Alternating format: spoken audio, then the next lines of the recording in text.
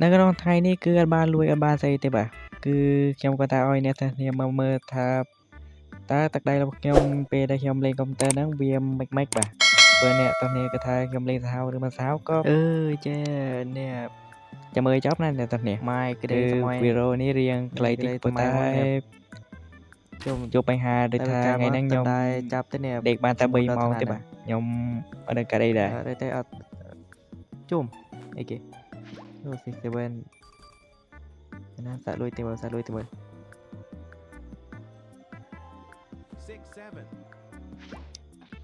can you leave bro please can you leave please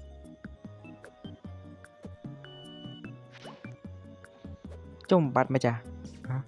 វាគាត់នៅម្ចាស់ផ្ទះមែនជុំមកហាណាគេគឺចាំបាច់ជីវិត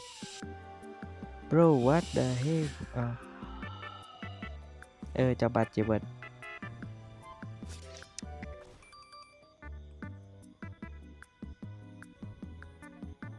ល្អហើយដែលម៉េងបានលួចបាទក៏តាមដែលខ្ញុំប្រាប់ណាអ្នកទាំងគ្នាថាថ្ងៃពុធហ្នឹងខ្ញុំពិតជាដេកបានតិចមែនតើបាទប៉ុន្តែខ្ញុំដេកបានតែ3ម៉ោងដេកបានតែ3ម៉ោងហើយងើបមកប្រហែលម៉ោង2ទៅខ្ញុំជិះដេកម្ដងទៀតប៉ុន្តែខ្លាចដេកម្ដងទៀតហើយក្រោកប្រហែលម៉ោង6ម៉ោងចប់បាទអត់ទាន់មានរបៀបអញ្ចឹងខ្លាចជាថ្ងៃហ្នឹងក៏បានតែវីដេអូប៉ុណ្ណឹងកាលពិតខ្ញុំចង់ថតប្រហែល2-3ម៉ោងបាទប៉ុន្តែគឺខ្ញុំខ្លាចខ្លួនខ្ញុំឈឺអញ្ចឹងក៏វីដេអូវាក៏បានតែប៉ុណ្ណឹងបាទអ្នកទាំងគ្នាអញ្ចឹងថ្ងៃនេះមានតែប៉ុណ្ណឹងទេបាទអ្នកទាំងគ្នាដូចនេះ